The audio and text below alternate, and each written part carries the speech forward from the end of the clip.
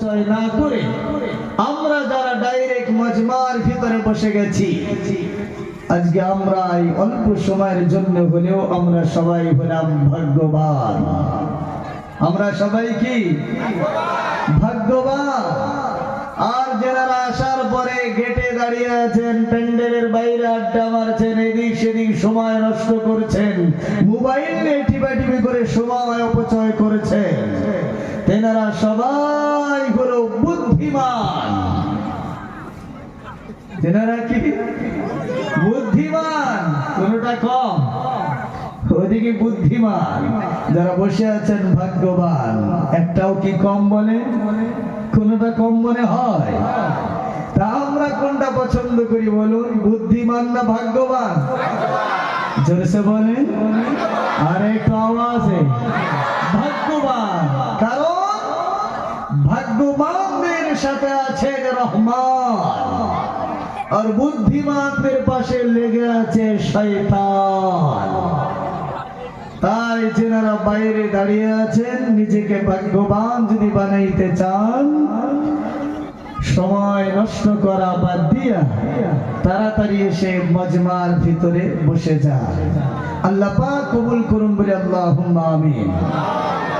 যাই হোক, প্রথমে আমরা সবাই একবার হাত উঁচু করেছিলাম যে আমরা হলাম মুসলমান, ঠিক কিনা বলেন?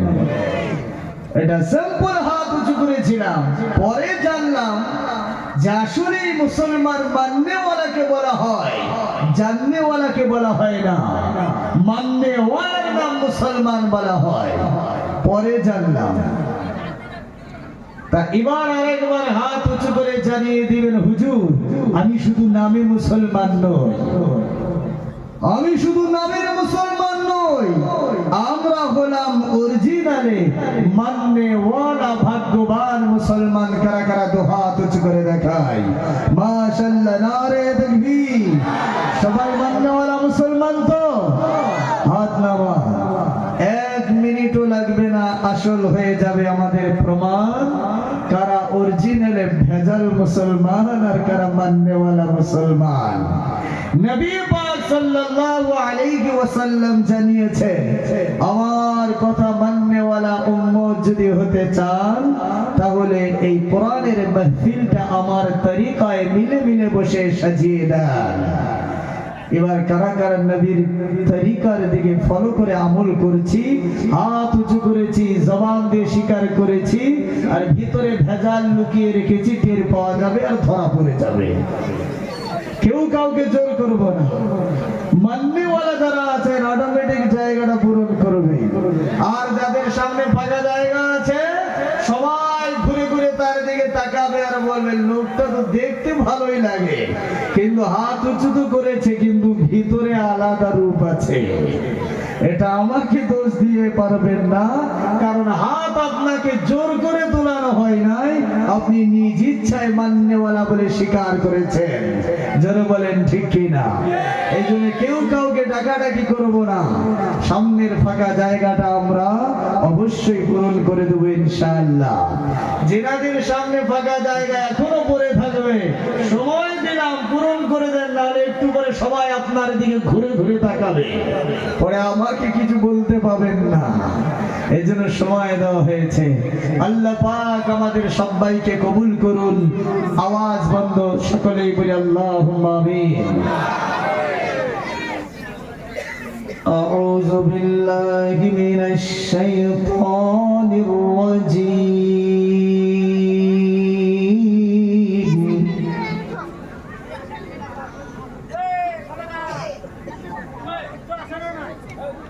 বিসমিল্লাহির রাহমানির রাহিম।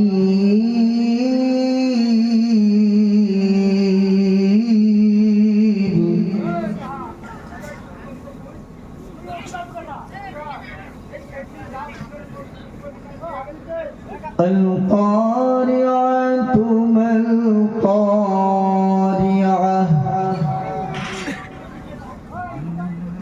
وما أدراك ما القارعة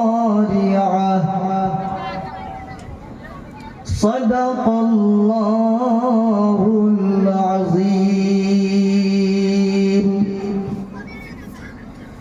نحمده ونصلي على رسوله الكريم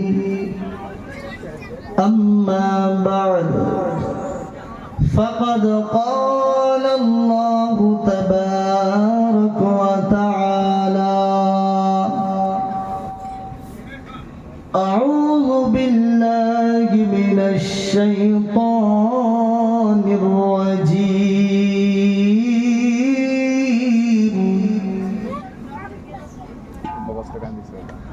قد جاءكم من الله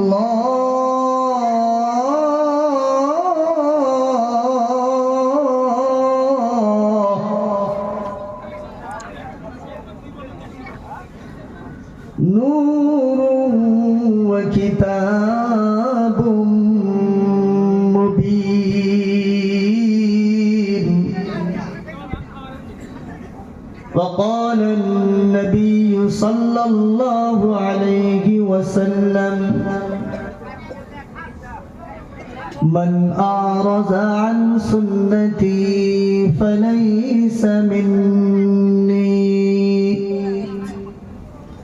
وقال تعالى إن الله وملائكته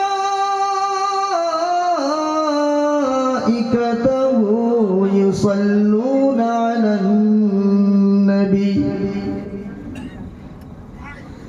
يا أيها الذين آمنوا صلوا عليه وسلموا تسليما.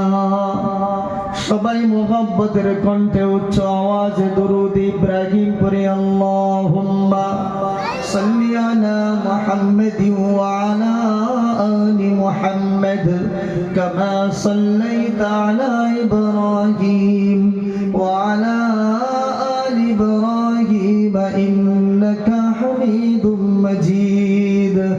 আল্লাহুম্মা বারিক আলা মুহাম্মাদিন ওয়া আলা আলি মুহাম্মাদ কামা বারাকতা আলা ইব্রাহিম ওয়া আলা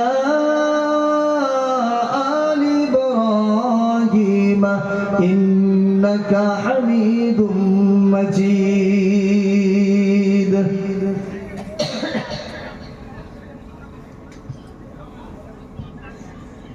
इरशाद किबरिया है इलान मुस्तफा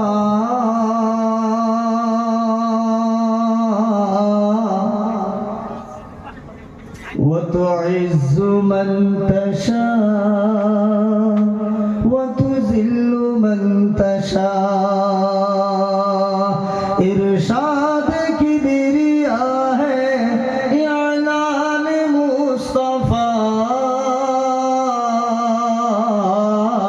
व तुइज़्ज़ मन तशा व तुज़िल्लु मन तशा. এক খোদাকে মানতে হবে যখন বলেছে মুস্তফা,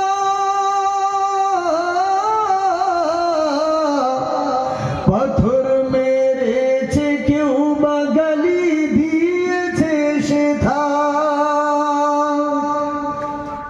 তবু হাসতে হাসতে করেন নবী এই উম্মতের তরে দোয়া. ওয়া তুইজ্জু মান তাশা ওয়া তুযিল্লু মান তাশা. ইতিহাস মনে আছে না নাই? এক খোদার দাওয়াত নিয়ে মায়ার নবী যখন তাইব শহরে ঢুকেছেন, তাইব শহরের বেঈমানের দলেরা পাথর মেরেছে, ছোট ছোট বাচ্চাদেরকে লেলিয়ে দিয়েছে।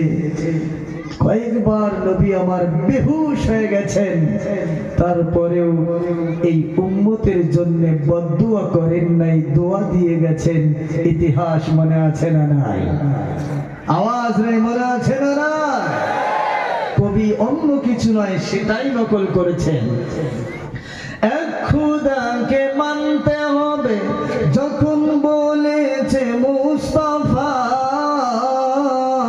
পাথর মেরেছে কেউ বাগালি দিয়েছে সেথা, তবু হাসতে হাসতে করেন নবী এই উম্মতির তরে দোয়া। ও তুইজ্জু মান তাশা ওয়া তুযিল্লু মান তাশা, নমরুদ আগুন ফেলে ইব্রাহিমকে পোড়াতে, আগুন ফুলের বাগান তার ইশারাতে, বিশ্ববাসী ডেকে বলে, বিশ্ববাসী ডেকে বলে খুদার দুশমন দেখে যা। ও তুইজ্জু মান তাশা ওয়া তুযিল্লু মান তাশা, ফিরাউনকে ডুবাইয়া মারে যে নীল নদীতে, মূসাকে পার করিয়ে দিলেন আপন কুদরতে। ইতিহাসগুলো মনে আছে কিনা? হকের দাওয়াত দেওয়ার কারণে ফিরাউন গোটা লস্কর সহকারে সাইয়েদনা মূসা আলাইহিস সালাতু সালামকে পিছন দিকে ধাওয়া করেছেন। সামনে চলতে চলতে নবী মনে করেছিলেন সামনে আর রাস্তা নাই, নীল নদ সামনে, কিন্তু হকের উপরে টিকে থাকার জন্য, আল্লাহর উপরে ভরসা থাকার জন্য ওই পানির উপরে রাস্তা বাহির করেছেন। তিনি হলেন কে? আওয়াজ নেই, তিনি হলেন কে? তাও মনে হবে যে গজল কবি ইতিহাস লিখে জানিয়েছেন গোটা পৃথিবীর মানুষের জন্য। আজও যারা হকের উপরে চলে, বেঈমানদের হুঙ্কারের কারণে মনে হবে পালাবার কোনো রাস্তা নেই, কিন্তু না, মুসলমান যদি হকের উপরে চলার চেষ্টা করে, স্বয়ং আল্লাহকে যদি সাথে রাখে, আল্লাহকে বাদ দিয়া গায়রুল্লাহকে সাথে যদি না রাখে, হাজার বিপদ চলে আসলেও বিপদের মাঝখান থেকে হাজার রাস্তা বার করে দিবেন। তিনি হলেন কে? আর আওয়াজ করে বলি, তিনি হলেন কে? কবি সেটাই নকল করেছেন। ফিরাউনকে ডুবাইয়া মারে যেই নীল নদীতে, মূসাকে পার করিয়ে দিলেন আপন কুদরতে। পানিকে ডেকে বলে খুদা তুই আপন পথে যা। ও তুইজ্জু মান তাশা ওয়া তুযিল্লু মান তাশা, মোর নবীকে মারার তরে কুয়া খুলিল, খুলিয়া আবু জাহেল নিজেই পড়িল। ইতিহাস মনে আছে না? মায়ার নবীকে মারার জন্য ফাঁদ তৈরি করেছে আবু জাহেল, গর্ত খনন করেছে। নবী নামাজে যাবেন আর গর্তে পা দিয়ে পড়ে মারা যাবেন। এই গর্ত খনন করে যে ফাঁদ তৈরি করেছে, অবশেষে ওই ফাঁদে কে পড়েছে? ওই গর্তে কে পড়েছে? আবু জাহেল নিজেই পড়েছে। ইতিহাস শিখিয়ে দিয়ে গেছে, এই গজল গোটা পৃথিবীর মানুষের জন্য সবক শিখিয়ে গেছে। বেঈমানের দলেরা হকের উপরে চলনেওয়ালাদের জন্য, ইমানদারদের জন্য যদি হাজার ফাঁদ তৈরি করে, আর ইমানদারেরা যদি ইমানের উপরে অটল থাকে, যারা ফাঁদ তৈরি করবে ইমানদারকে মারার জন্য, ধৈর্য ধরে টিকে থাকবে মুসলমান, ওই ফাঁদে তারা নিজেরাই পড়ে পড়ে মরবে। জোরে বলুন ঠিক কিনা? এটা আওয়াজ তুলে বলুন ঠিক কিনা? কবি সেটাই নকল করেছেন। মোর নবীকে মারার তরে কুয়া খুলিল, খুলিয়া আবু জাহেল নিজেই পড়িল। মক্কাবাসী ডেকে বলে মরার কায়দা দেখে যা। من تشاء وتذل من تشاء اے خدا اگر تو کرم کرے زباں پہ بات ایسی دے جو دل پہ اثر کرے সবাই পরি বলাগল ওলা বিকমালিহি কশফত দুজা বিজমালিহি হাসনাত জমিউ খিসালিহি সাল্লু আলাইহি ওয়া আলিহি সকলেই পরি সাল্লাল্লাহু আলাইহি ওয়াসাল্লাম। বিশাল ঐতিহ্যবাহী আজকের 2 নং জারাগুড়ি ও মসজিদের উন্নতি কল্পে আয়োজিত ধর্মীয় সভার নির্ধারিত নির্বাচিত সম্মানিত মনোনীত জ্ঞানী গুণী সানাম ধন্য সভাপতি সাহেব, মঞ্চ উপবিষ্ট ওলামায়ে কেরাম, যে সমস্ত ওলামায়ে কেরামগণ সন্ধ্যা থেকে নিয়ে পর্যন্ত আপনাদের সম্মুখে বয়ান করেছেন, কথোপকথন করেছেন, আমি আশা করি সেই সমস্ত ওলামায়ে হযরত এই গোলাম মুস্তাফার দিকে শিক্ষার দিক দিয়ে, ইলমের দিক দিয়ে, আমালের দিক দিয়ে, জ্ঞানের দিক দিয়ে আমার থেকে তেনারা অনেক অনেক অনেক উঁচু মাপের মানুষ। তাই আমি সেই সমস্ত উলামায়ে হযরতদের সামনে জানিয়ে রাখছি আদাব, ইহতিরাম, তাজিম ও সম্মান। তৎসঙ্গে এই অত্র এলাকার এই গ্রামের আমার নৌজওয়ান যুবক ভাইরা, যিনারা অক্লান্ত শ্রম দিয়ে মেহনত মুশাক্কত করে নিজের মূল্যবান সময়কে ব্যয় করে মসজিদের মহব্বত দিনের ভিতরে আঁকড়ে ধরে নিজের ব্যবসা বাণিজ্য ক্ষতি করে আজকে মেহনত করে করে আমাদের জন্য বসার সুন্দর জায়গা কায়েম করতে সচেতন হয়েছেন। তাই আমি এই অত্র এলাকার নৌজওয়ান যুবক ভাইদের কারণে জানিয়ে রাখছি ওয়েলকাম, শুভেচ্ছা ও বুক ভরা ভালোবাসা।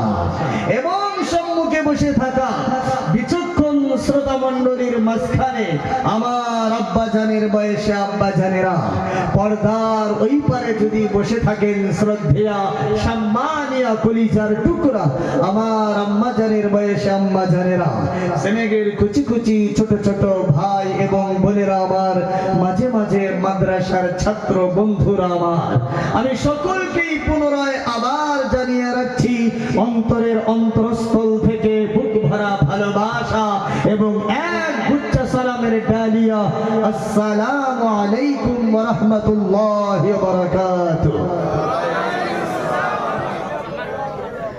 সমস্ত প্রশংসা একমাত্র মালিক হলেন আমার আল্লাহ।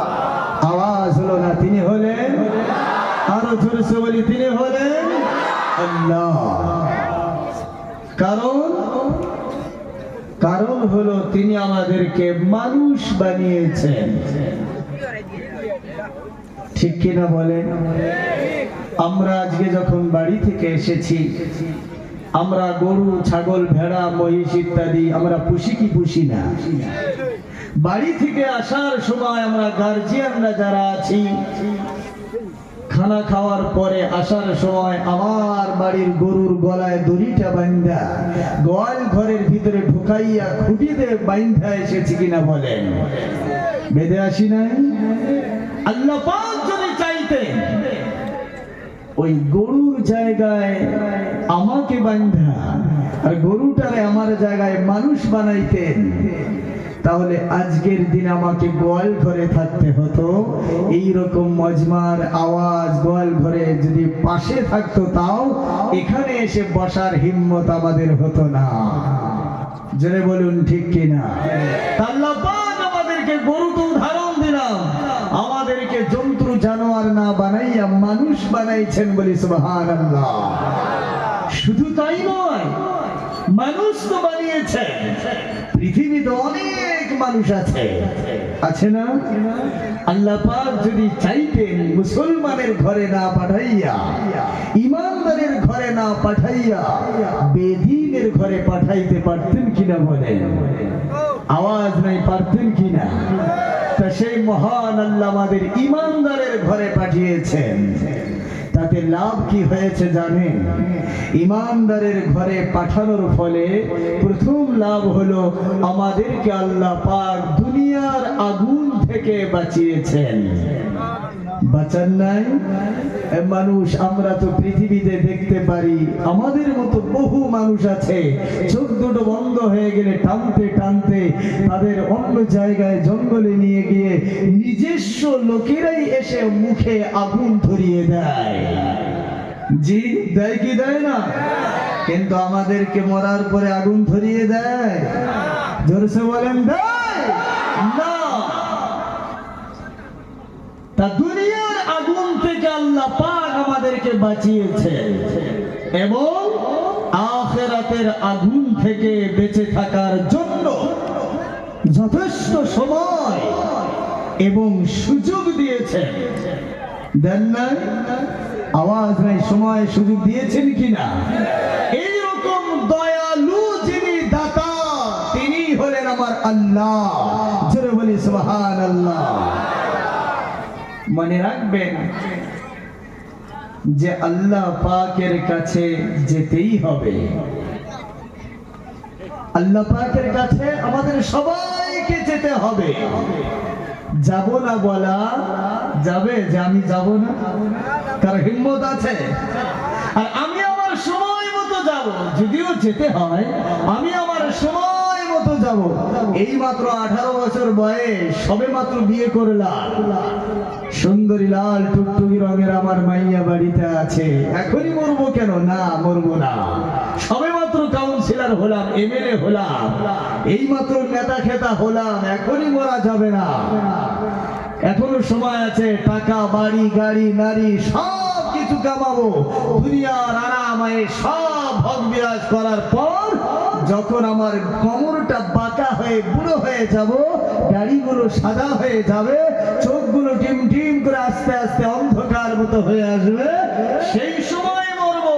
এখন আমি আর মরবো না। এই সুযোগ পৃথিবীর কোনো আজ পর্যন্ত কোনো বাহাদুর পায় নাই, ভবিষ্যতে পাবে। আওয়াজ নাই পাবে? বহু বাহাদুর জন্মেছে পৃথিবীতে, কিন্তু এই সুযোগ কারো হিম্মত হয়েছে? কেউ পেয়েছে যে সে তার সময় মতো যাবে? আজ পর্যন্ত কোনো বাহাদুর পায় নাই, ভবিষ্যতেও পাবে না। ঠিক কিনা বলে? যার কাছে যাওয়ার পরে চেয়ারের গরম, রূপের গরম, অর্থের গরম, টাকা পয়সা ধন সম্পদের গরম, নেতার গরম, নেতির গরম, দশের গরম, দেশের গরম, দাদার গরম, দিদির গরম, বাপের গরম, বেটার গরম। কবর বলছে একবার কায়দা করে এসে আমার বুকে শুবি, তোকে বানিয়ে দিব ফুল নরম। নরম হলে রেহাই, আর গরম হয়ে আসলে শুধু ছাটায় আর খবে পিটায়। তাহলে নরমের দলে থাকবো তো ইনশাআল্লাহ? আওয়াজ নাই, থাকবো তো ইনশাআল্লাহ? তাহলে এইরকম দয়ালু যিনি দাতা, তিনি হলেন আমার আল্লাহ। তাহলে সর্বহালতে নামটা নেব কার? আওয়াজ নাই কার? প্রশংসা করবো কার? প্রাঞ্জল ভাষায় সমবেত কণ্ঠে সকলেই স্বীকার করি আলহামদুলিল্লাহি রাব্বিল আলামিন। প্রিয় নবীর শানে সকলেই দরুদ ও সালাম পড়ি সাল্লাল্লাহু আলাইহি ওয়াসাল্লাম।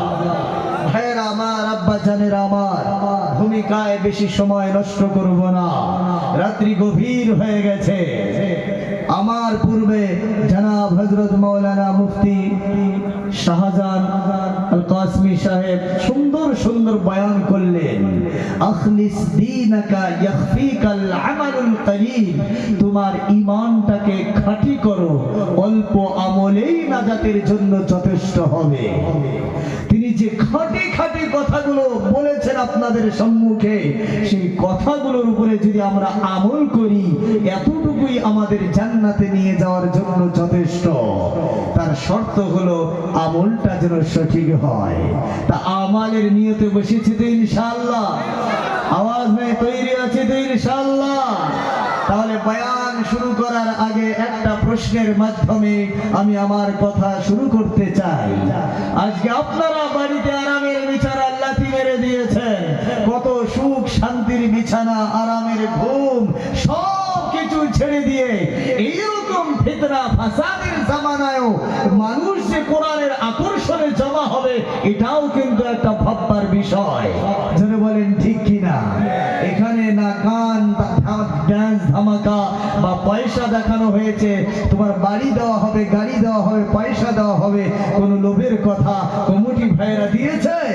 না, দেন নাই।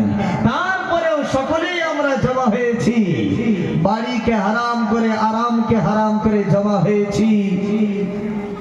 আচ্ছা বলি তো, সবাই আসার পরে আপনারা যে জায়গায় বসে আছেন, কমিটিরা আপনাদের জন্য ভিআইপি জায়গার ব্যবস্থা করেছে? আওয়াজ নেই, করেছে? এগুলো কিসের উপরে বসতে দিয়েছে? কি বলেন এগুলো? খের বলেন, তাই না? তা খেরের উপরে বসে কি আপনারা রাগ করেছেন? পিছনের বাবজিরা আমার, আসতে কেন রাগ করেছেন? খুশি আছেন তো? আচ্ছা বলুন তো তাহলে, ওই জায়গাটা ভালো না এই জায়গাটা ভালো? আমি একটা জানতে চেয়েছি, নিচের জায়গাটা ভালো না উপরের জায়গাটা ভালো? নিচের সবাই বলছেন না, মানে অনেকেই রেগে আছেন মনে হয়। কার কার মনে হয় নিচের জায়গাটা ভালো? তো হাত তুলে দেখাই একটু দেখি। মাশাআল্লাহ, তাহলে তো আপনারা বিশাল চালাক মানুষ গো। এত দূর দূরান্ত থেকে ওলামায়ে কেরামদেরকে দাওয়াত করে এনে ভালো জায়গাটা আপনারা দল ভারী করে দখল করে নিয়েছেন, আর আমাদের মন্দ জায়গাটা দিয়েছেন। জি, আচ্ছা এদিকে ছেলে বিয়ে দেন তো নাকি? আওয়াজ নেই, ছেলে বিয়ে দেন না? ছেলে বিয়ে দেওয়ার পরে ছেলের শ্বশুর মশাইকে আপনারা কি বলে ডাকেন?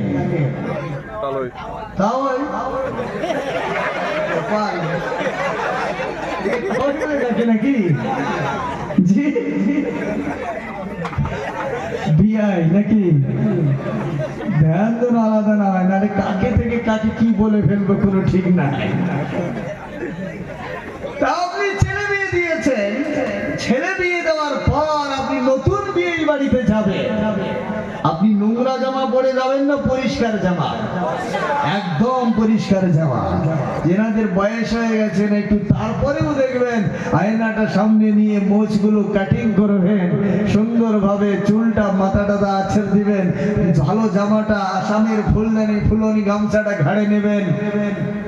বাড়িওয়ালি যদি দেখে কি ব্যাপার গো, এই বয়সে এত সাজগোজ কেন? বলে চুপ করে বসে থাক, নতুন বিয়ান বলে কথা। তা বিয়ে বাড়িতে যাওয়ার সময় অনেকেই সাজগোজ করে ভালো জামা পরে আনন্দের সহিত যায়, যাই কিনা বলে? এবার যাওয়ার পরে বাইরে থেকে সালাম দিলেন, আসসালামু আলাইকুম বিয়ে সাহেব। এবার আপনার বিয়ে সাহেব কানে আওয়াজ এসে দৌড় মেরে চলে এসেছেন, সর্বনাশ, আমার নতুন বিয়ে বাড়িতে এসেছে।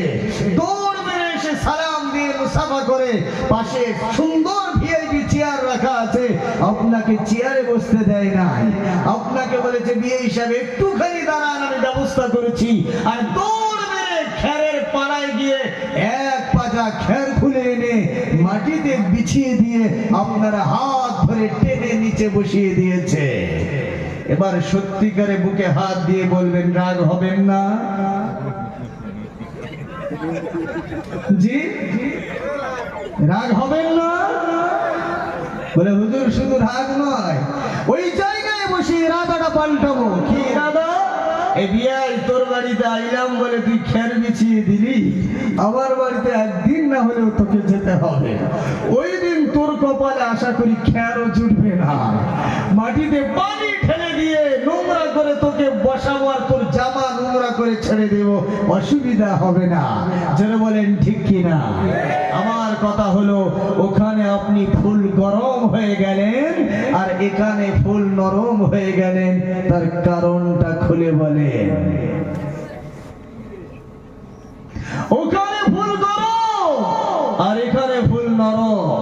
আমার মনে হয় প্রত্যেকটা মানুষকে যদি এক এক করে জিজ্ঞাসা করা হয়, এই খেরের উপরে বসে নরম হয়ে খুশি হয়ে বসে আছেন কেন, প্রত্যেকটা মানুষ আমার মনে হয় উত্তর দিবেন যে হুজুর, এ দুনিয়া চিরস্থায়ী বেঁচে থাকার জায়গা নয়, একদিন আমাদের সকলকেই মরতে হবে। মসজিদের মাইকে আমাদের সকলের নামে একদিন এলান হবে, আমি লাশ হয়ে পড়ে থাকবো, আর সবাই ইন্না লিল্লাহি ওয়া ইন্না ইলাইহি রাজিউন পড়বে। একদিন আমাকে চলে যেতে হবে। আজকে মাথার উপরে সূর্যটা 9,30,00,000 মাইল উপরে, তারপরেও গরমের সময় ছাতা ছাড়া চলতে পারি না। আর মরার পরে ওই সূর্যটা এত দূর থেকে ডাইরেক্ট মাথার উপরে চলে আসবে। সূর্যের তাপের কারণে মাথার ঘেলুগুলো টাস টাস করে ফুটবে, নাকের কানের ছিদ্র দিয়ে ছিটকে ছিটকে বাহির হবে। জাহান্নাম হুঙ্কার মারবে, যার হুঙ্কারের কারণে গোটা হাসরের মাঠ থরথর করে কাঁপবে। এই রকম ভয়াবহ শাস্তি আমরা সহ্য করতে পারবো না। তাই এই মজমায় আমরা আজকে এসেছি। উলামায়ে কেরামগণ আসবেন, কোরআন হাদিস থেকে বয়ান করবেন, আমরা শুনে যেন আমল করে এই রকম কঠিন আযাব থেকে বাঁচতে পারি, আর জান্নাতের মতো নিয়ামতের জায়গায় যেন যেতে পারি। এই আশা ছাড়া অন্য কোনো আশা নেই, যার কারণে আমরা খুশি আছি। জোরে বলুন ঠিক কি না? এটা আওয়াজ তুলে বলুন ঠিক কি না? তাহলে কারা কারা আমরা জাহান্নামের ভয়ে জান্নাতের আশায় এই ইরাদা নিয়ে কারা কারা আজকে সুর শোনার জন্য নয়, মজমস্তি করার জন্য নয়, এই জীবনে বহু জলসা শুনেছি, কিন্তু পরিবর্তনের খাতায় আমাদের নামটা খুঁজে পাওয়া যায় না, নামাজের কাতারে আমাকে খুঁজে পাওয়া যায় না, ভালোর কাতারে আমাকে খুঁজে পাওয়া যায় না। অন্তত আজকের দিনে এটা ইরাদাটা পাল্টিয়ে ফেলি যে জাহান্নামের ভয়ে জান্নাতে যাওয়ার আশায় এসেছি, আমল করার উদ্দেশ্যে এসেছি। কারা কারা একবার হাত উঁচু করে দেখাই, মাশাআল্লাহ, জোরে চিৎকার মেরে বলি নারে তাকবীর, আর জোরে বলি নারে তাকবীর। আল্লাহ পাক কবুল করুন, সকলেই বলি আল্লাহুম্মা আমিন। সবাই জান্নাতে যাব তো ইনশাআল্লাহ? আশা আছে? আছে সবারই আশা? কেন, কি দরকার আছে জান্নাতে যাওয়ার গো? হ্যাঁ, শান্তির জায়গা, আরামের জায়গা, একটু কথা বলেন। আরামের জায়গা, দুনিয়ায় আরাম নাই, হ্যাঁ, দুনিয়ায় শান্তি নাই। আরামের জায়গা, তার জন্য আমরা বলছি জান্নাতে যাব। দুনিয়ায় যদি আরাম নাই, জান্নাতেই যদি শান্তি আছে, তাহলে মসজিদে নামাজের কাতারে আপনি আর আমি কেন নাই? কেন নাই? আমি বলবো জান্নাতে কেন যেতে চাই? জান্নাতে একমাত্র এই জন্য যেতে চাই, জান্নাতে যা চাইবো তাই পাবো, বলি সুবহানাল্লাহ। দুনিয়ায় এমন কোন জায়গা আছে যেখানে যা চাইবো পাওয়া যাবে? আছে জায়গা? কোন মানুষের হিম্মত আছে যা চাইবো দিতে পারবে? এমএলএ এর হিম্মত আছে? সিএম সাহেবের হিম্মত আছে? পিএম এর হিম্মত আছে? গোটা পৃথিবীর সব শক্তিমানের এক জায়গায় যদি জমা হয়, তাদের কাছে যা চাইবো দিতে পারবে? কিন্তু আমার আল্লাহ জানিয়েছেন, বান্দা, একবার আমি আল্লাহর কথাগুলো মেনে চলে যদি কবরে আসতে পারো, আমার বিধানটাকে মেনে যদি কবরে আসতে পারো, তোমার জন্য একটা ঠিকানা বানিয়েছি যার নাম হলো জান্নাত। ওই জান্নাতের ভিতরে যা চাইবে আমি আল্লাহ তাই দিব, বলি সুবহানাল্লাহ। এটা কার কথা বললাম? আওয়াজ নেই, কার কথা? মহান আল্লাহ কালামে পাকে জানিয়েছেন, ওয়ালাকুম ফীহা মা তাশতাহি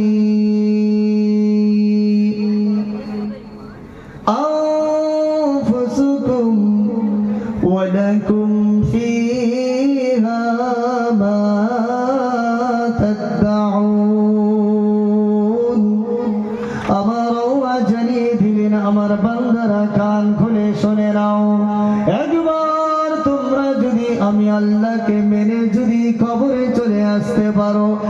আসার পরে তোমার ঠিকানা আমি দিব, যার নাম হলো জান্নাত। ওই জান্নাতের ভিতরে তোমরা যা চাইবে আমি আল্লাহ তাই দিয়ে দেব। বলি সুবহানাল্লাহ। আল্লাহ জানিয়ে দিলেন জান্নাতের ভিতরে তুমি যা চাইবে আমি আল্লাহ তাই দিয়ে দেব। কিন্তু আল্লাহ জানিয়ে দিলেন জান্নাতে আসার পরে চাবে কেন? কেন চাবে তুমি? না চাইলে পাওয়া যায়? আওয়াজ নাই, না চাইলে পাওয়া যাবে। কিন্তু আমার আল্লাহ জানিয়ে দিলেন, ও বান্দা কান খুলে শুনে নাও, জান্নাতের ভিতরে আসার পরে তোমার এতটুকু কষ্ট আমি দেব না। তোমার জবান দিয়ে কষ্ট স্বীকার করে চাইতে হবে না। জান্নাতীদের মনের ভিতরে হবে কল্পনা, আমি আল্লাহ তাড়াতাড়ি না দিয়ে ছাড়ব না। জান্নাতীদের ভিতরে, জান্নাতের মধ্যে ব্রেডের ভিতরে বিরিয়ানির হবে কল্পনা, আমি আল্লাহ আমার জান্নাতি বান্দার ব্রেডে বিরিয়ানির কল্পনা হতে দেরি হবে, আমি আল্লাহ বিরিয়ানি দিতে দেরি করব না। যারা বলি সুবহানাল্লাহ। জান্নাতে যা চাইবো তাই পাবো। বয়ান করতে এই কথায় আসলে আমার একটা কথা মনে পড়ে যায়। আমাদের ওয়েস্ট বেঙ্গলে দক্ষিণ দিনাজপুর নামে একটা জায়গা আছে, নাম শুনছেন? আওয়াজ নেই, নাম শুনেছেন? দক্ষিণ দিনাজপুরের কথা মনে পড়ে যায়। কোন জায়গায় যদি আমি এই বয়ানটা করি আমার অটোমেটিক মনে পড়ে যায়। ওই দক্ষিণ দিনাজপুরে একটা মাজমা ছিল, তাফসীরুল কোরআন মাহফিল। বিশাল বড় ময়দান, এইরকম প্যান্ডেল মনে হয় 8 থেকে 10টা এক জায়গায় জমা করলে যত বড় এরিয়া হবে অত বড় এরিয়া ছিল। বিশাল বড় তাফসীরুল কোরআন মাহফিল ছিল।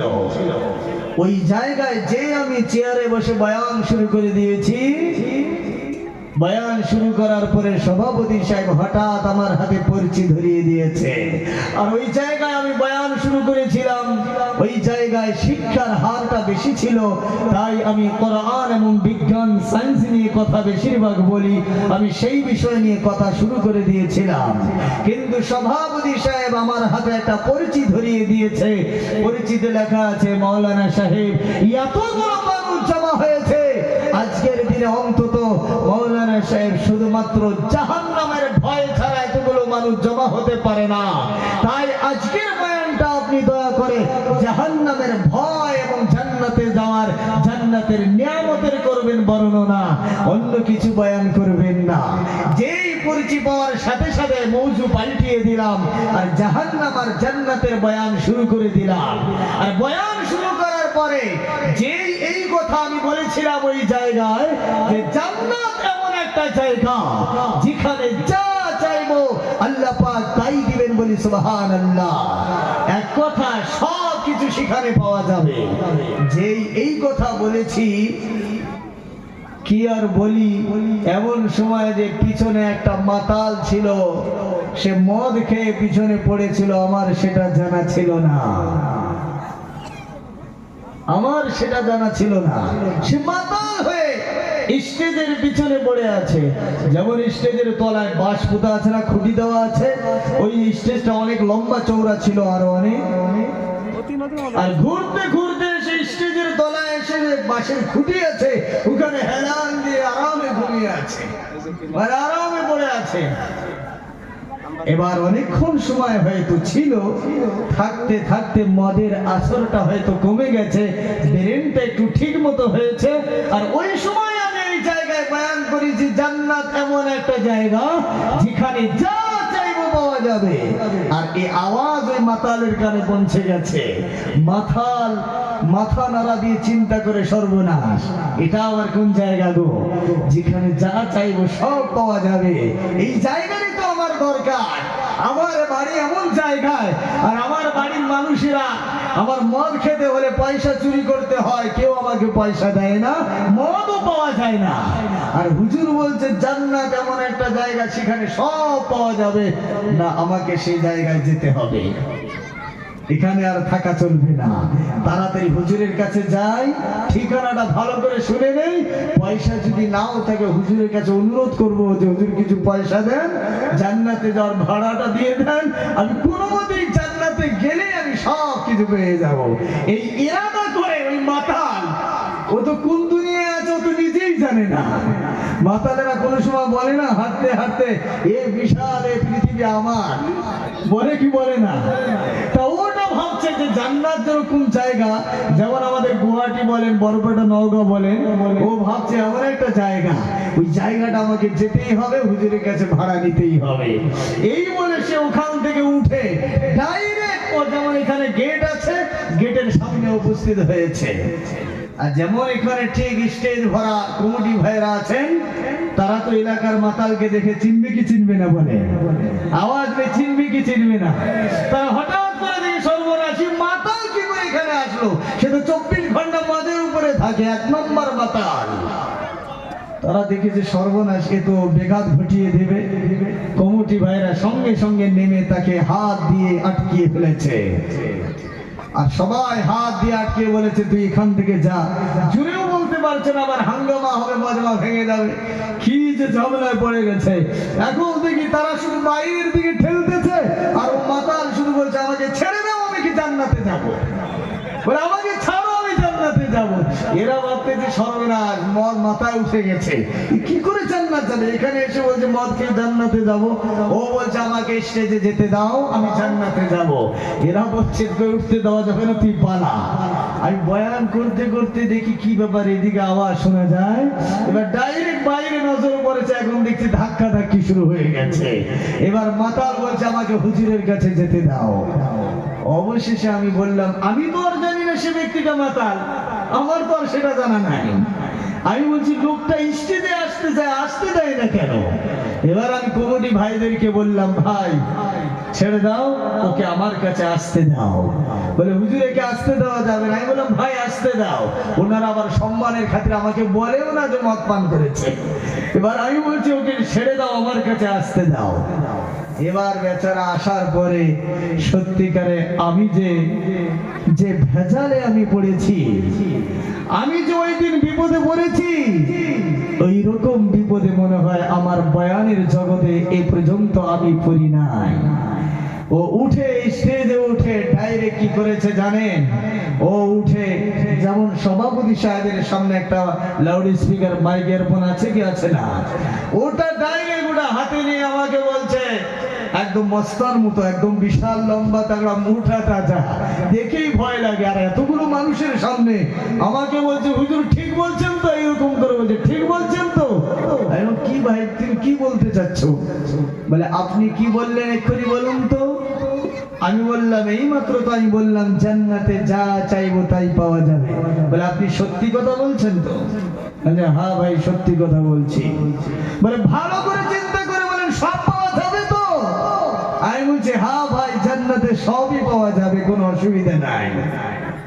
বলে হুজুর এতগুলো মানুষের সামনে বলছেন সব যদি পাওয়া না যায় তাহলে ঠেলা বুঝবে। আমি বলছি বলো না ভাই কি বলার দরকার তোমার। এবার আমাকে বলছে হুজুর জান্নাতে কি জিনিস থাকুক না থাকুক আমার দেখার দরকার নাই, জান্নাতে আমার অন্য জিনিসের দরকার নাই, আমার একটা জিনিসের মাত্র দরকার, সেটা পাওয়া যাবে কিনা সেটা বলেন। আমি বলছি কি ভাই তোমার কি দরকার? এবার ওই মাতাল আমাকে স্টেজে বলে হুজুর জান্নাতে মদ পাওয়া যাবে, মদ। আমি বলছি সর্বনাশ, মাতাল কোথা থেকে এলো, আর কি ঝামেলায় পড়ে গেলাম। এখন এতগুলো মানুষের সামনে ইজ্জতেরও ব্যাপার। আমি হঠাৎ করে চুপ হয়ে গেছি। এমন সময় মহান আল্লাহ তাবারক ওয়া তাআলা উলামায়ে কিরামদেরকে কোন জায়গায় বেইজ্জতি করেন না। হঠাৎ করে আল্লাহ সেখানে ঠেলে দিয়েছেন গোলাম মুস্তাফা তোমার সামনে আমার কালামে পাকের নমুনা, আর নমুনা সামনে রেখে কোন সময় ভয় করবে না। একবার চিন্তা করে দেখো জান্নাতের বর্ণনা। হঠাৎ করে এক আয়াত আমার সামনে মনে পড়ে গেল, শারাবান তাহুরা,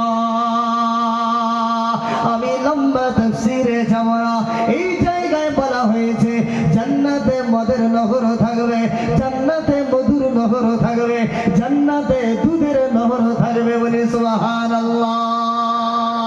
আমি মাতালকে দৃষ্টি করে জানিয়ে দিলাম, ও মাতাল ভাই, জান্নাতের ভিতরে মদের ব্যবস্থা হবে।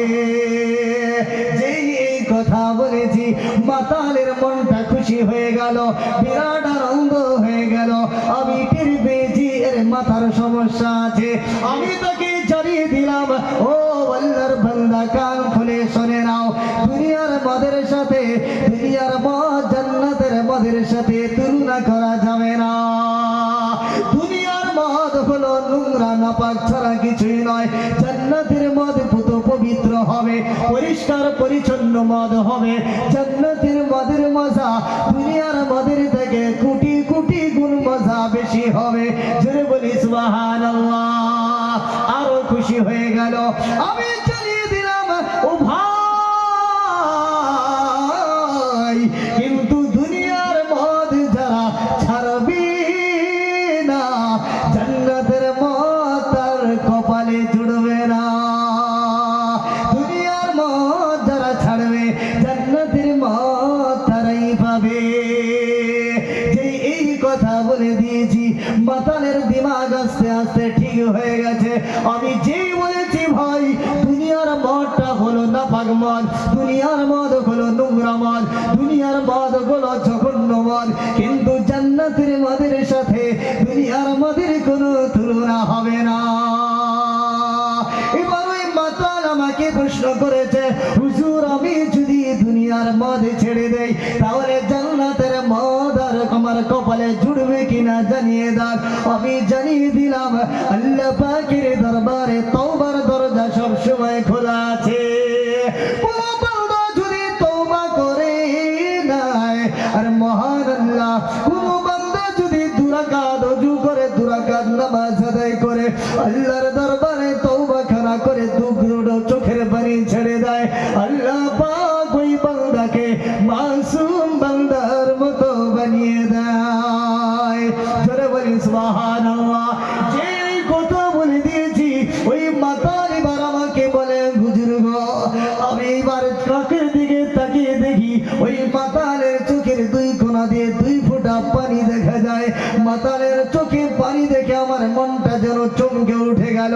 এমন সময় ওই মাতাল ওই জায়গা থেকে মাইকের উপর ফেলে দিয়ে দৌড়ে এসে আমার হাত ধরে কান্না আওয়াজ শুরু করে দিল, আর বাজিয়ে জানিয়ে দিল, হুজুর গো, আমাকে বাঁচিয়ে দিন।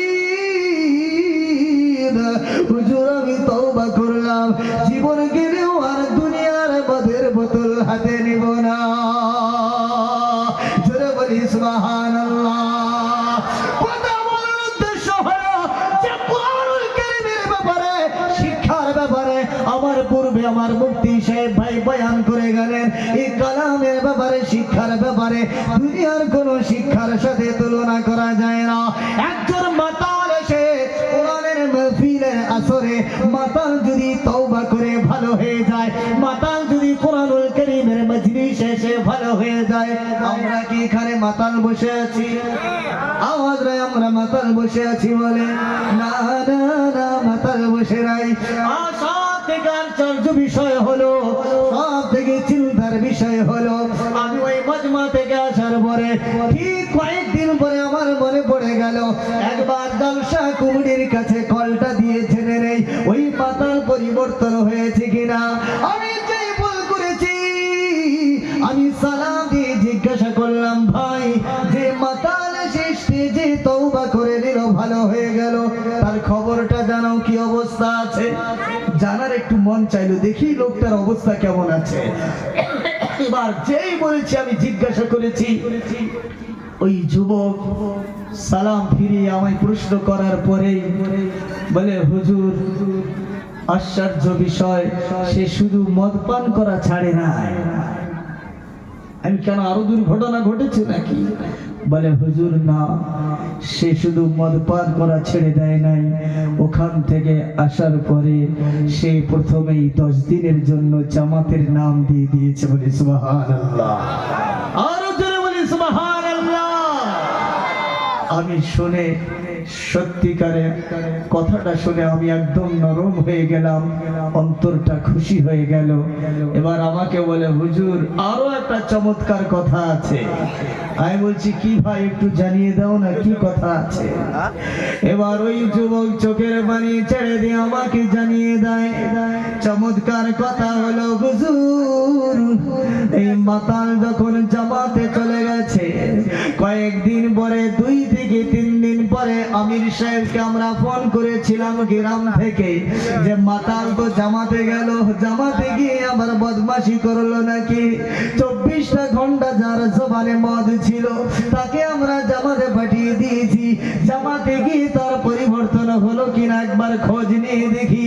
যে আমির সাহেবকে ফোন দিয়েছে, ফোন দিয়ে প্রশ্ন করেছে, আমির সাহেব আমাদের ওই এলাকার মানুষটা তাকে আপনার সাথে পাঠিয়েছে, সে ঠিক আছে কিনা বলে দিন। এবার আমির সাহেব সালামের জবাব দিয়ে চোখের পানি ছেড়ে দিয়েছে। আমি বললাম কেন, বদমাশি করেছে নাকি? বলে না না, বদমাশি করে নাই। আমির সাহেব চোখের পানি ছেড়ে দিয়ে কান্না করে করে জানিয়ে দিয়েছে আমাদের, বলে ভাই আমার জীবনে আমি অনেক জামাতকে নিয়ে গেছি, আমি 3 চিল্লার জামাত নিয়ে চলে গেছি, আমি দিল্লি দেখেছি, আমি ইউপি দেখেছি, আমি বিভিন্ন দেশে পর্যন্ত জামাত নিয়ে গেছি, কিন্তু আজ পর্যন্ত এত জায়গায় আমি জামাত নিয়ে গেছি, এমন মামুর আমি খুঁজে পাই না। আমার ভয় লেগে গেল, কেন কি বেয়াদবি করেছে এমন মামুর পাল্লাই? দয়া করে তার বেয়াদবিতে আপনি রাগ করবেন না। আমির সাহেব জানিয়ে দেয়, না না না, আমার সঙ্গে সে কোনো বেয়াদবি করে নাই। প্রথম দিন যেদিন জামাত নিয়ে মসজিদে আসলাম, আমি সকল সাথীদেরকে, সকল মামুরদেরকে খানা খাওয়ানোর পরে, আমি খানার আদাব পড়ানোর পরে আমি দোয়া পড়িয়ে সবাইকে বিছানায় শুয়ে দিলাম। তারপরে আমি যখন শোয়ার পরে তাসবিহাত গুলো তেলাওয়াত করার পরে কিছুক্ষণ পরে আমার কানে আওয়াজ চলে আসে, কান্নার আওয়াজ, গুনগুন করে কে যেন কান্না করেছে। আমার মনে হয় কোন সাথী ভাইয়ের মনে হয় বাড়ির কথা মনে পড়েছে, কারো মনে হয় সন্তানের কথা মনে পড়েছে, কারো মনে হয় বিবির কথা মনে পড়ে গেছে, সে মনে হয় কম্বলের তলায় গুনগুন করে কান্না করেছে। এই মনে করে আমি সব সাথী ভাইয়ের কাছে, আমি লাইট তো বন্ধ করা আছে, কান লাগিয়ে লাগিয়ে চেক করলাম, দেখি না না না কেউ কান্না করে না, কিন্তু একটা বিছানা পড়ে আছে, লোক তো দেখা যায় না। কেউ তো অনেক দূর থেকে মসজিদের কোণা থেকে অন্ধকার থেকে কান্নার আওয়াজ ভেসে ভেসে আমার কানে আসতেছে। আমি ছুটে মসজিদের কোণায় চলে গেলাম, ও জায়গায় গিয়ে দেখি যাকে আমরা মাতাল বলে সারাটা জীবন ডাক দিয়েছি, ওই মাতাল সিজদায় পড়ে কান্না করেছে, তার মালিকের ইশকের সমুদ্রে হাবুডুবু খাচ্ছে, আর সিজদায় পড়ে সে কান্না করছে আর বলছে, মালিক ও মালিক, সারাটা জিন্দেগি আমি নষ্ট করে দিয়েছি, আমাকে ক্ষমা করে দাও। ওই দিন নয় শুধু ওই গ্রামের লোকটাকে আমির সাহেব জানিয়ে দিয়েছে, আজকে 4 থেকে 5 দিন হয়ে গেল, এমন কোন রাত্রি যায় নাই ওই মাতাল সারাটা রাত্রি তার প্রভুর প্রেমে পড়ে তার বুকখানা চোখের পানি দিয়ে ভাসায় নাই। জোরে বলি না রে তাকবীর, আরো জোরে বলি না রে তাকবীর। বলার উদ্দেশ্য হলো মাতাল কোরআনের মাহফিলে এসে এতটা পরিবর্তন হয়ে গেল যে 24 ঘন্টা মদের উপরে পড়ে থাকতো, কোরআনুল কারীমের মাহফিলে এসে ভালো হয়ে গেল, জামাতে চলে গেল, মাওলার দরবারে সিজদা করে চোখের পানি ফেলছে। মাতাল যদি ঠিক হয় আমরা ঠিক হতে পারবো কিনা বলে? মুসলমান নেশা করে না, আওয়াজ নেই, করে কি করে না? পৃথিবীতে খুঁজে দেখলে দেখা যায় মুসলমানেরা এই নেশাতে বর্তমানে বেশি পড়ে আছে। জানি না কত ধরনের নেশা বর্তমানে, গাঁজা, ইয়াবা, হিরোইন, কি কি নামে জানি না, ইনজেকশনের মাধ্যমে আবার নেশা করে। আছে না নাই বলেন? আওয়াজ নাই, আছে না নাই বলেন? আমি আজকে সময়ের অভাব বেশি সময় নিতে পারবো না, বিভিন্ন বিষয়ে আরো কথা বলতে হবে। আমি আপনাদেরকে পায়ে হাত রেখে একটাই কথা বলতে চাই, ও মুসলমানেরা, ও মুসলমানেরা, ইমানদার আব্বা জানেরা, আমার ভাইয়েরা, আমার 10 মাস 10 দিন মায়ের পেটে ছিলাম, যে প্রভু আমার জবানটা, আমার আহারের ব্যবস্থা করেছে মায়ের মাসিকের নাপাক রক্ত দিয়ে আমার পেটের ভিতরে পাইপের মাধ্যম দিয়ে ঢুকিয়েছে, তবু আমার জবানটা নোংরা বানান নাই। কারণ এই জবান দিয়ে পৃথিবীতে আসার পরে আমার মা জননীকে ডাক দেব, আমার আব্বাকে আব্বা বলে ডাকবো, আমার প্রভুকে আমি আল্লাহ আল্লাহ আল্লাহ বলে ডাক দেব। তাই আল্লাহ পাক নাভির মাধ্যমে খানার ব্যবস্থা পেটে করে দিয়েছেন, এই জবানে নাপাক লাগান নাই। আর আজকে দুনিয়ায় আসার পরে আমরা যখন বুদ্ধি হয়ে গেল, কথা বলা শিখে গেলাম, আমরা কেমন করে এই জবানে নাপাক লাগাই। আমার বলার উদ্দেশ্য হলো, এই মাতাল যদি ঠিক হয়ে গেল, তাহলে আমরা অবশ্যই ঠিক হয়ে যাব। পায়াতকে বলছি আমার আব্বা জানেরা, ইরাদাটা করে নেই, যারা যারা এ পর্যন্ত মদ পান করেছি আর যারা যারা করি নাই, মাতাল যদি তওবা করে নিতে পারে, আর শাবান মাসের সামনে হলো রমজান, এই রমজানে যেন পরিষ্কার হয়ে পরিচ্ছন্ন পবিত্র হয়ে রমজানকে স্বাগতম করতে পারি। তাই আজকের দিনে এই জলসার কারণে কোরআনের মাহফিলে এসে আমরা সারা জীবনের তরে তওবা করে নেই, যতদিন বেঁচে আছি জীবনেও নেশা করব না, আর মদের বোতল হাতে নেব না। কারা কারা হাত তুলে দেখাই, মাশাআল্লাহ, নারে তাকবীর, একটু উচ্চ কণ্ঠে বলি নারে তাকবীর। তাহলে জান্নাতে যদি যেতে চাই, 1 নম্বর আমলটা নোট করে নেই, মদ পান করা যাবে না। আমল হবে তো ইনশাআল্লাহ, আওয়াজ নেই হবে তো ইনশাআল্লাহ। মহান আল্লাহ জানিয়ে দিলেন, জান্নাতে যদি যেতে চাও 2টা কথা মেনে নাও। কয়টা কথা বললাম বলেন? আওয়াজ নেই, কয়টা কথা বললাম? জান্নাতে যদি যেতে চাও 2টা কথা মেনে নাও। 1 নম্বর কথা হলো, ওয়ামা আতাকুমুর রাসূল ফাখুযু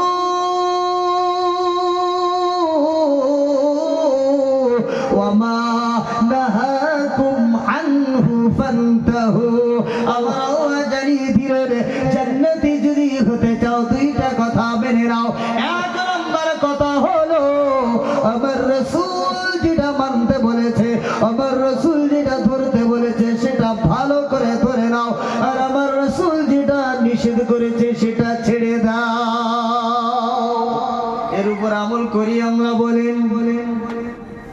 নবী যেটা করতে বলেছেন, নবী যেটা ছাড়তে বলেছেন সেটা করি আর ছাড়ি, এর উপর আমল করি আমরা, বলেন বলেন। ভালো করে আমল করি আমরা, বলেন, আওয়াজ নাই করি, বলেন বলেন। তাহলে জান্নাতে যদি যেতে হয় তাহলে কি করতে হবে বলেন? কি করতে হবে? জলসা শেষ হওয়ার পরেই গেটের বাইরে গিয়ে বিড়ি টানতে হবে, হ্যাঁ? তাহলে জান্নাত পাওয়া যাবে, বলেন, আওয়াজ নেই, পাওয়া যাবে। জান্নাতে যদি যেতে চাই, বাবা মাকে ভাত দেওয়া যাবে না, ঠিক কি না বলেন? হ্যাঁ, দিতে হবে, জোরে সে বলেন, দিতে হবে। নবী জানিয়ে দিলেন, ও মুসলমান শুনে নাও, জান্নাতে যদি যেতে চাও, জান্নাতের চাবি হলো নামাজ। কিন্তু মনে রেখে দিও, তুমি বড় নামাজি হলে, তুমি যদি 5 ওয়াক্ত নামাজি হয়ে যাও, তুমি যদি তাহাজ্জুদের নামাজ মসজিদে গিয়ে আদায় করো, তোমার বাবা আর মা যদি তোমার উপরে নারাজ থাকে, জান্নাত পাবে না। জোরে বলেন, ঠিক কি না? এদিকে এমন মানুষ নাই যে বাবা মাকে দেখতে পারে না, আছে এমন যুবক? আছে, আওয়াজ নাই, আছে। নবী জানিয়ে দিলেন, তুমি যদি 5 ওয়াক্ত নামাজি হয়ে যাও, তাহাজ্জুদের নামাজ যদি মসজিদে আদায় করো, তোমাকে আল্লাহ পয়সা দিয়েছে, তুমি পয়সা দিয়ে যদি হজের ময়দানে চলে যাও, তুমি মক্কা শরীফে গিয়ে যদি নামাজ আদায় করো, তুমি কাবার খিলাফ করে যদি কান্না করো, নবী আমার জানিয়ে দিলেন তুমি কাবার খিলাফ করে যদি চোখের পানি ছেড়ে দাও,